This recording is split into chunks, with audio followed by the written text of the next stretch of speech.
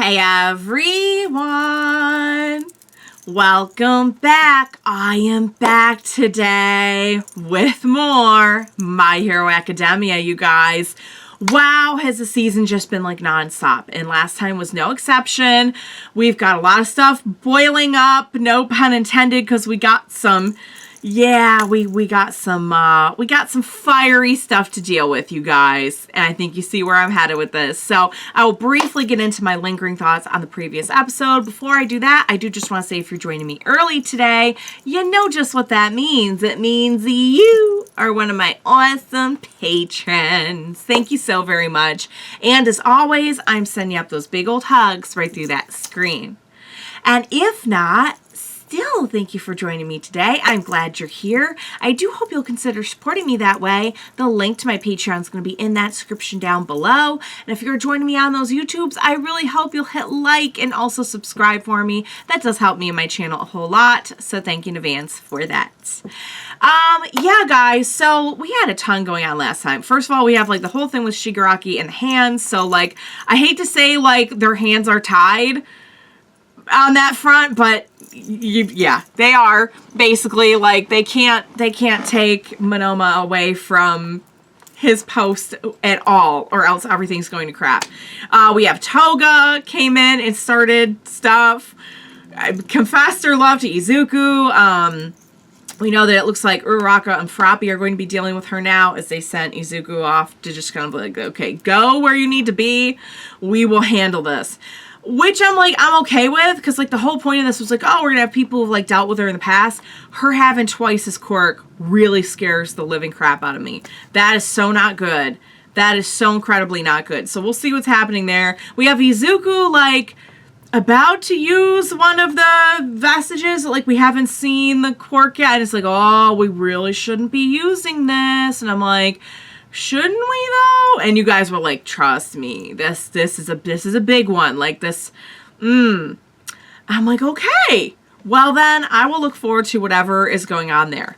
And of course we ended off with Dabi and Shoto finally starting to face off. And we had Dabi kind of teasing that, you know, he was going to, like, reveal more of his backstory, which some of us in the comments were trying to figure out, like, are they just going to retell from his perspective, like, the stuff we already know, or is there actually, like, a different story? And without spoiling anything, some of you out there were like, no, this is new footage. This is new content. This is something we haven't heard before. And I'm like, oh my goodness. Okay. So I'm really looking forward to that. But of course, I'm just like scared about everything going on. This really feels like one of those, like anything could happen situations, just the level at which we are with like the battle and everything. So I'm excited. I'm scared. I'm all of the above. But yeah, without further ado, what do you say we go ahead and we jump right in to the next episode of My Hero Academia. Let's do this. Seeds born warped. Wow. That was like the cornerstone of the research. Got it. Wow, it's so wow. We're wasting no time.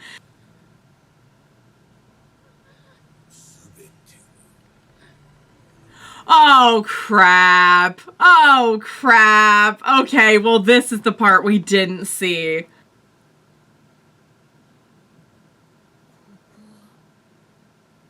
How long has it been? What is this? The sleepyhead. His voice is... Okay, so it's been a while. 3 years. I was gonna say, it must have been years.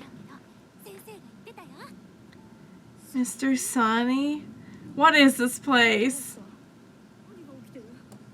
His inner voice is still the little voice, you guys. That's so sad.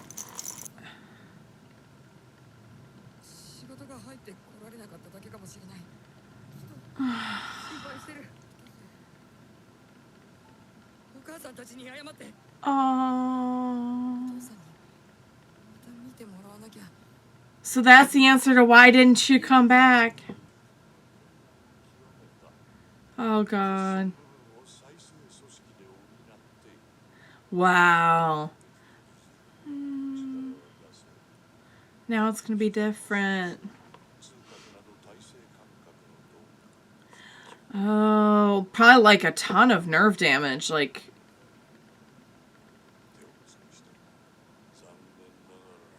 oh, this is just such an awful way to find out that. Oh.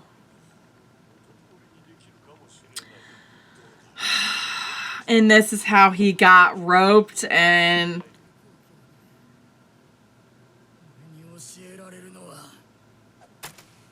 Oh. So he was pretty determined at first. I mean, they must have really broken him down. Oh. Oh! We're getting... Oh, my goodness.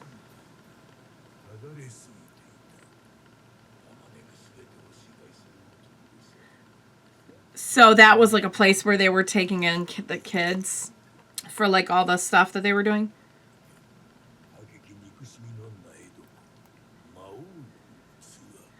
Wow, that's such a dramatic way to put it. Oh, no kidding. He was, okay. So he was a candidate.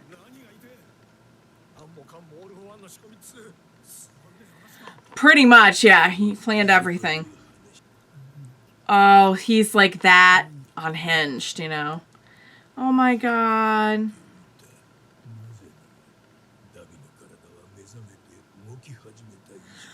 I see, but somehow he kept alive.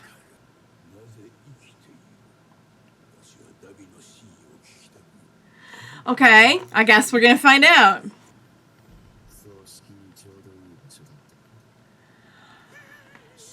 That's a scary thing to say. That's very scary. Just his pure resentment, anger, rage was holding him together. Wow. He was alive out of spite at this point. Oh my god. Oh.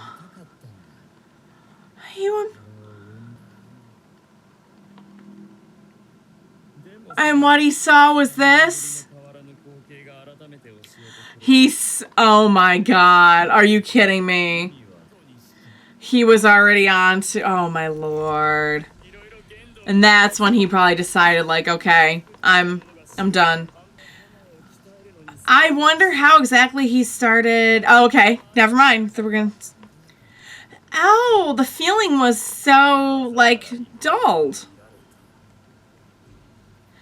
Thanks to the internet. He can't. Okay, so he has been seeking his own death. He just needed to get this done first. Oh. They were too much for All for One. What does that tell you? Okay. Oh, I see. And is that what we're about to do?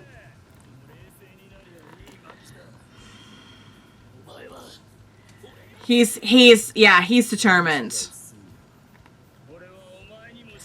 Oh, I'm sure he's got a lot of thoughts about you. Wow. He trained himself.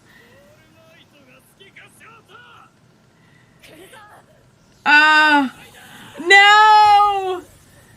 Oh my lord. At some point the flames just turned blue. Like white hot. Oh.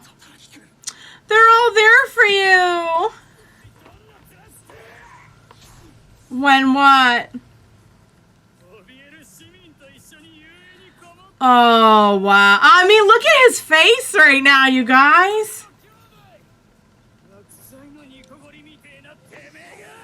Oh, that is very poetic. Oh, he's, you know what's going to happen, though? He's going to, like, don't you think he'll, like, burn himself out? Like, this is, like, probably the last of all of his strength or something.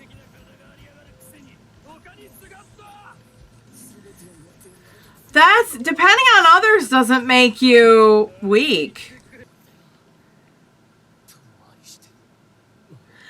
He was on kind of a bad path at first. That is true. Oh, because he's got his ice power.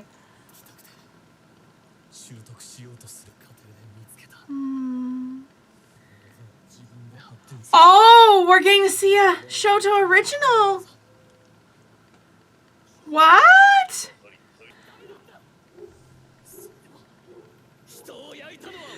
I mean, yeah, it doesn't make what you're doing right.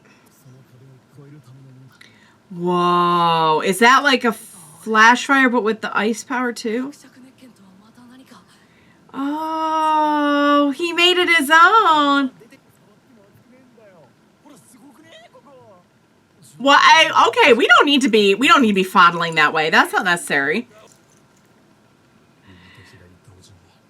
Oh my god, that's why it's not hot at the center. It like neutralizes. That's why it neutralized the heat. It's literally the perfect thing. He found perfect balance. That's so beautiful on so many levels. That's so beautiful on so many levels though, because he's been having such a hard time balancing that in himself.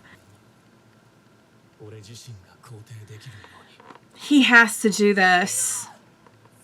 He made it his own. He listened to Izuku and he made it his own. He's right. He's right. They did have crummy lives and kind of a crummy family, but the choice today is your own. Oh, he's like, if you want to vent, fine, but no more hurting people. Yeah, they really did. Oh, okay, all right.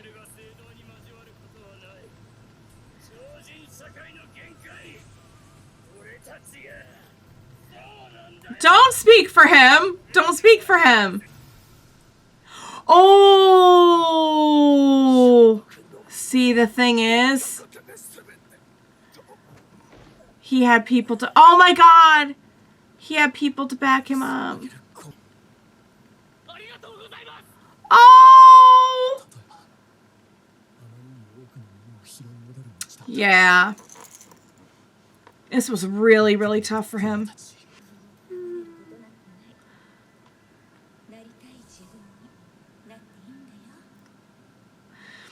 I think even if you're doing something out of family responsibility, it has to be an individual choice too.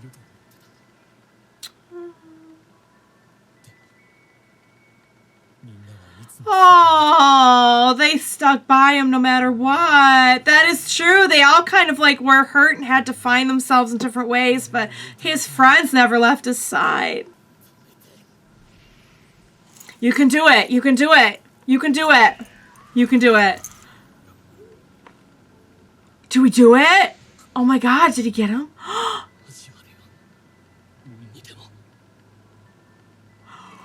Oh! Wow, he did it. Oh, oh my god. Look at the way they're stylizing this right now. Wow. That is the extent to which, and even the statue is covered in ice. Oh my god, he iced him. He iced him. Oh my lord.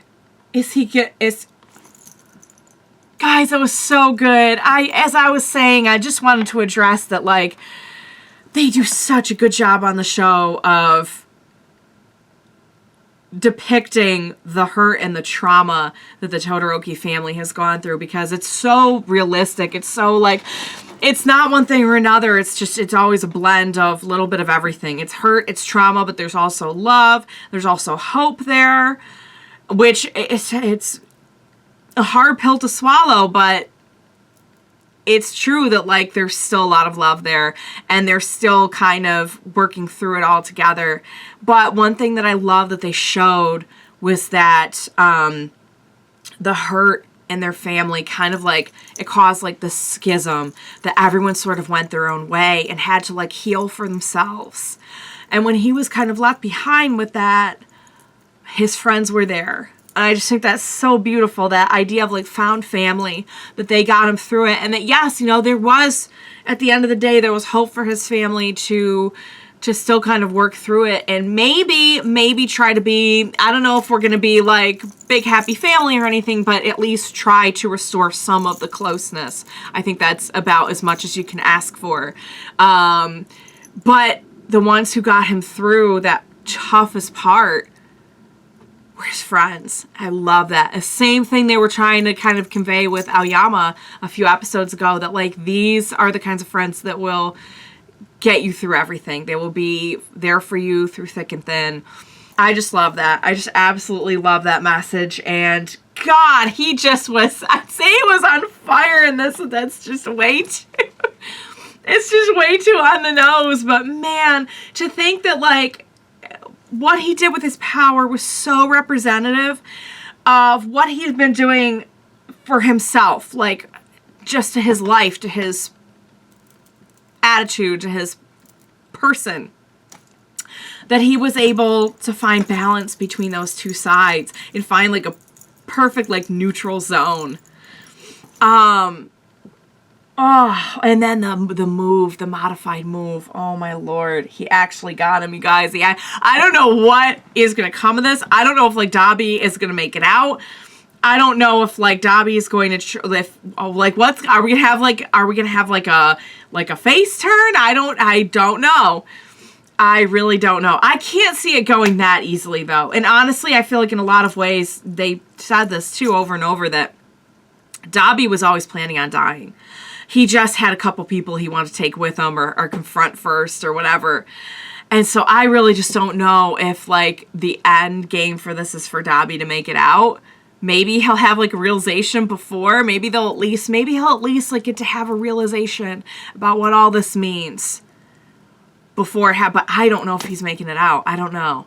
If it's not this, it's gonna be. It just doesn't sound like he's hanging on by a thread. Like it's really just like his spite that is keeping him alive at this point.